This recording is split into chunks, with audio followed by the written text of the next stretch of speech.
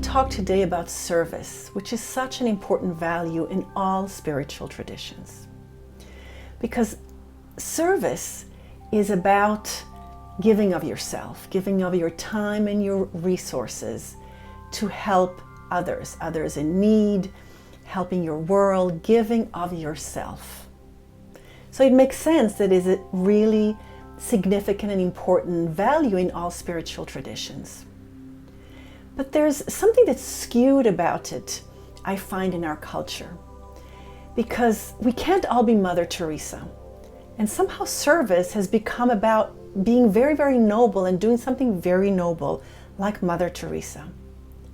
And the fact is that we need so many professions and so many services in our world in order to make our world go round, that to only see the most noblest of things as service and the rest is our work or mundane things that we need to do is really disrespectful to all the other professions and doesn't allow us to live with integrity doing what we love doing and serving the world through what we love doing. It's as if certain things qualify as service and other things, while we do it with passion and with love and we put time into it and years of hard work or study, and we do it with so much love and care and with this intention to serve the world, but if it's not something noble, then it doesn't count. Think about it, it's kind of crazy making. So the first thing to do is to change the word noble with sacred. Because what you do in your life, in your work, if it's a hobby, if you're being paid for it or not, if you see that activity, that passion of yours as sacred, then you are serving. Because we need a baker, and we need an accountant, and we need a nurse, and we need a driver, and we need all these professions. All these professions, those that we've classified as noble service and those that we've classified as just work. We need all of them. So instead of dividing them into this is noble and this is not, let's start looking at what we do as sacred. And if you can say, I'm doing this with integrity, I love what I'm doing, this is my life purpose, this is my calling, and you offer it as a sacred offering, then you are serving. So the baker who bakes bread and wakes up at 4 a.m. to bake the bread and is doing this with love and passion and their expertise and their care and their creativity and innovation, everything that they bring, their aesthetics, all of that, all of these qualities which we consider to be spiritual, when they bring that to the baking of the bread that they do, they are serving the world. They are serving the world through their self-expression, being aligned to their calling, and they're bringing bread, nourishment to people who are enjoying the flavor, the taste, the nourishment, breaking bread together, so community.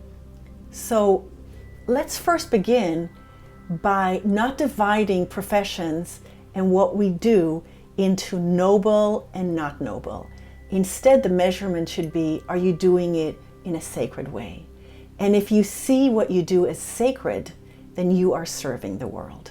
There's a quote by Howard Thurman that I just love. He says, "Don't ask what the world needs. Ask what makes you come alive and go do it. Because what the world needs is people who have come alive."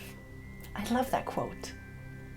When I heard it, it just changed my perspective around service, that it's not about looking outside, it's looking inside so that I am the most aligned to what I'm supposed to be doing and how I am supposed to be serving the world. So it's connecting to the spiritual aspect of what I do, its material expression, and doing it with sacredness. And if I do that, then it's not about navel gazing and me and me and me. It's about me serving to the best of my capacity what I've been given in this lifetime.